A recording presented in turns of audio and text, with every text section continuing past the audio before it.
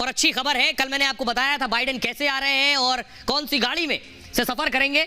आज आपको बताऊंगा मोदी मेजबान और तैयारी आलीशान। जो G20 की तैयारी, ये जो आप देख रहे हैं इसको कहते हैं मंडपम, और यही है G20 का वेन्यू, यही होगा वो कार्यक्रम। उसे किस तरह से सजाया गया है ये तैयारी मंडपम में कर ली गई है। अब आपको बताते हैं जो बड़े राष्ट्राध्यक्ष आ रहे हैं, अगली तस्वीर दिखाई, चाहे वो सऊदी प्रिंस हो, ऋषि सुनक हो और जो बाइडेन हो, ये भारत आ जाएंगे। कार्यक्रम कहाँ होगा ये तो देख लिया, रुकेंगे कहाँ, अगली तस्वीर दिखाई।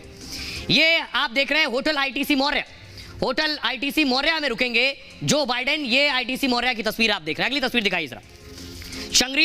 शंग्रीला में रुकने वाले हैं ऋषि सुनक, ब्रिटेन के PM। अब आपको बताऊं कि आखिर बाइडेन जहां रुकने वाले हैं वो होटल कैसा है, उसमें क्या तैयारियां की गई हैं और बाइडेन के लिए क्या खास इंतजाम किए गए, ये आप देख रहे हैं। इसे कहते हैं ITC मौर्य शेरेटन। अमेरिकी राष्ट्रपति Joe Biden ITC Maurya Sheraton में रुकेंगे। ITC मौर्य दिल्ली के सबसे महंगे होटलों में शुमार है। ये होटल 1977 में बना और 2009 में इसका पुनर्निर्माण हुआ। होटल को बौद्ध स्तूप के आकार में डिजाइन किया गया है। दिल्ली के 5 स्टार होटल में 437 कमरे हैं और होटल के सभी कमरे पहले से बुक हो चुके हैं। बाइडेन ITC मौर्य के 14 फ्लोर पर रुकेंगे। वो 14वीं मंजिल पर चाणक्य स्वीट में ठहरेंगे। दिल्ली का सबसे महंगा और आलीशान स्वीट है। 2007 में बना ये चाणक्य स्वीट 4600 वर्ग में फैला हुआ है और स्वीट के अंदर ही जिम है, स्पा है, बैठक और डाइनिंग क्षेत्र भी है। इस स्वीट में एक रात का किराया 8 लाख रुपए है। भारत में अमेरिकी राष्ट्राध्यक्षों का पसंदीदा होटल है। बराक ओबामा जब भारत आए थे तो वो भी इसी होटल में रुके थे। डोनाल्ड ट्रंप भी ITC मौर्य में ही रुके थे। बुश और बिल क्लिंटन जब आए थे वो भी इसी होटल में रुके थे। अब आपको बताता हूं हमारे सहयोगी सुमित जो पहुंचे होटल इंपीरियल, जरा उनकी रिपोर्ट देखिए।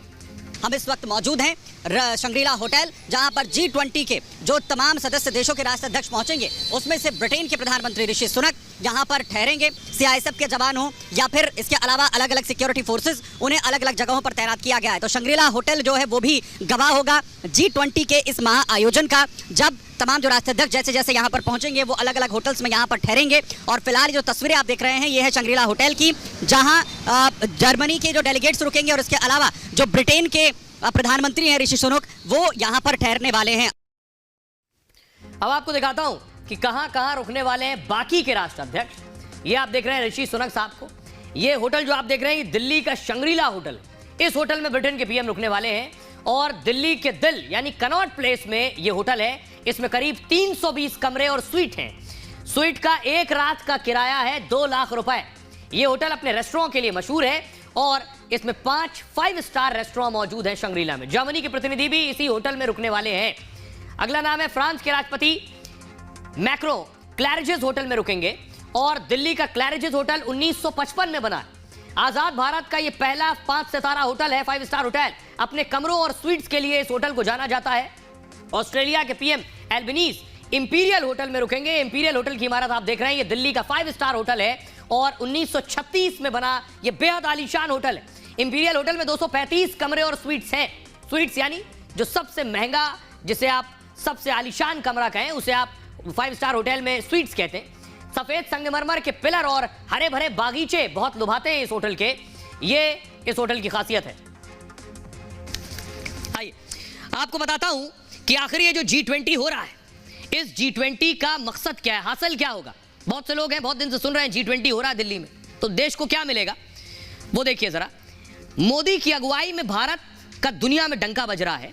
G20 की मेजबानी से क्या होगा, भारत की अहमियत और बढ़ेगी कि भारत उन मुल्कों में शुमार है जो दुनिया के सबसे बड़े संगठन की सबसे बड़ी बैठक सफलतापूर्वक करवाया है। G20 के ग्लोबल व्यापार में 75% की हिस्सेदारी है। इस आयोजन से भारत का ग्लोबल व्यापार और ज्यादा बढ़ेगा क्योंकि सदस्य देशों के साथ भारत के संबंध बेहतर होंगे और दुनिया भर के बड़े देश आएंगे तो निवेश के मौके भी बढ़ेंगे।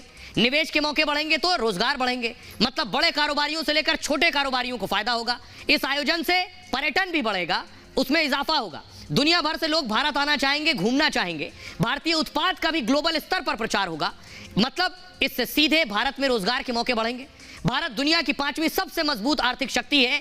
इस तरह के आयोजन से उसकी आर्थिक ताकत और बढ़ेगी। वो पूरी दुनिया को अपने सामर्थ्य का एहसास कराएगा। भारत ने सम्मेलन की थीम वसुधैव कुटुंबकम रखी है। भारत ये संदेश दे रहा है कि उसे पूरी दुनिया का ख्याल है। बाइडेन, मैक्रो, सुनक जैसे नेताओं की मोदी मेजबानी करेंगे और इससे मोदी की ग्लोबल लीडर की छवि और मजबूत होगी।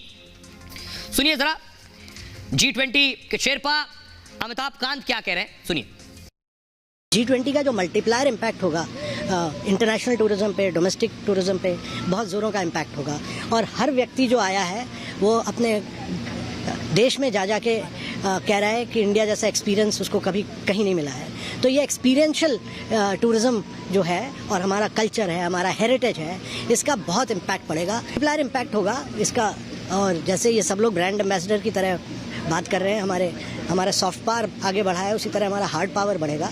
और हमारी ग्रोथ जो नई आई है वो 7.8 की आई है, ये और आगे बढ़ेगी और एक्सेलरेट होगी पेस। G20 उसको और बढ़ावा देगा, इससे FDI बढ़ेंगे, इन्वेस्टमेंट बढ़ेंगे, ट्रेड बढ़ेगा, सब कुछ आगे बढ़ेगा।